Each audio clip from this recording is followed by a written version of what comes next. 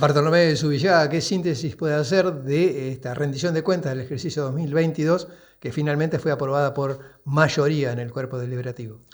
Bueno, una vez más, ha primado, por lo menos en la mayoría, la lógica. La rendición de cuentas no deja de ser un informe económico-financiero que culmina un proceso que comienza con la fiscal impositiva, desde donde se establece qué recursos va a tener la municipalidad, continúa con el presupuesto, que nos indica dónde se va a utilizar lo que se estima recaudar, y por último la rendición de cuentas, ver cómo se la comparación con el presupuesto.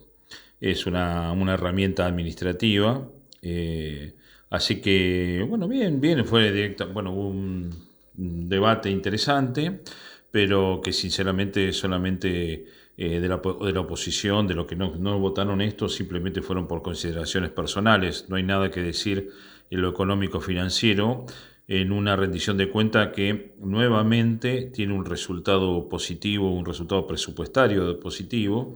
Es una cuestión que ya es el tercer año consecutivo. Cuando se dio la primera vez hacía más de 20 años que no sucedía en el municipio. Y a su vez lo que hicimos fue un planteo de valores constantes ante este proceso inflacionario tan flagelo que nos tiene tan mal a traer.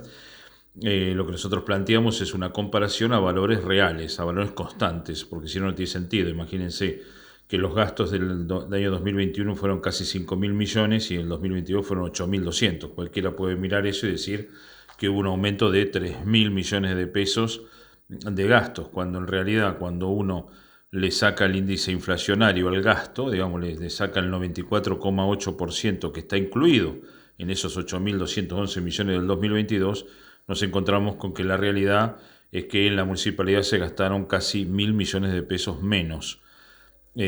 Otro punto que demuestra la excelencia en la gestión, en la administración de los recursos que se hace esta administración. Lo mismo sucede con los ingresos. En vez de valores constantes, utilizamos para que hacerle la comparación lo que fue el aumento de las tasas, que fue de 50%. Y si hacemos esa cuenta, vemos que también la recaudación mejoró bastante, mejoró en 300 millones de pesos con respecto a la recaudación del 2021. Siempre hablando de valores constantes, que es cómo se tienen que medir las cosas en economía, en la parte financiera también, cuando estamos hablando que estamos dentro de un proceso de inflación.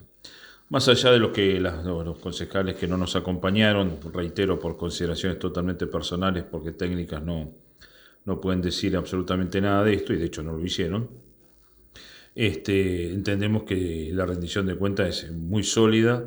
Tenemos que recordar que estamos, y reitero como siempre, en un proceso de inflación que hace que todos los números que uno presupueste, que es el segundo paso de todo esto que hablamos, se distorsione, lamentablemente. Es lo que pasa en toda empresa, en toda organización, y por supuesto la administración no está ajeno a eso.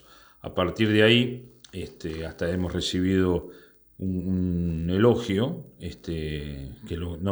no quiso ser un elogio, pero del bloque radical dijeron que el intendente era un administrador de coyuntura. Y sí, imaginémonos que el primer año nosotros lo pasamos con pandemia, el primer año y casi el segundo, y luego nos agarró este tema de la hiperinflación, sumado este año, por ejemplo, a la sequía en una ciudad que depende tanto de la parte agrícola, y ningún año se dejó de pagar, por ejemplo, los sueldos el último día hábil de cada mes, y todavía se hace el esfuerzo enorme de poder hacerlo y plantear entonces como decía anteriormente, una rendición de cuentas que a valores constantes está demostrando que se hace un uso mucho más racional de los recursos y a su vez también se logra una mejor recaudación.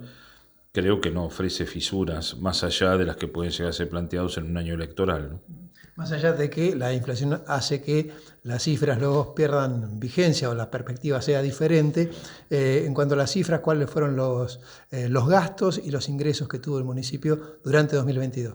Durante 2022 los gastos sumaron 8.211 millones de pesos y los ingresos 7.878 millones de pesos. Reiteramos con valores del 2022. A valores constantes esos valores son menores. Valor constante quiere decir que se puede comparar con el 2021, ¿no? Pero bueno, se ha sobre ejecutado por supuesto el presupuesto como todos los años, porque hacer un presupuesto en este país para cualquiera, para una empresa, para una administración, una organización, hasta para UNICEF, es evidentemente un acto de fe, porque ni el gobierno nacional puede decir cuál va a ser la inflación. Recordemos que cuando hizo el presupuesto del gobierno nacional estableció una inflación del 60% el año pasado y le tocó lidiar con una de 94,8 y este año está pasando lo mismo, ¿no? Ya llevamos 22% de inflación acumulada en los primeros 3 meses. Es decir, siempre el presupuesto, como la palabra misma lo dice, es una estimación. Lo que pasa que en nuestro país, bueno, lamentablemente la inflación es algo que no tiene control, por lo tanto es muy difícil también de estimar un escenario.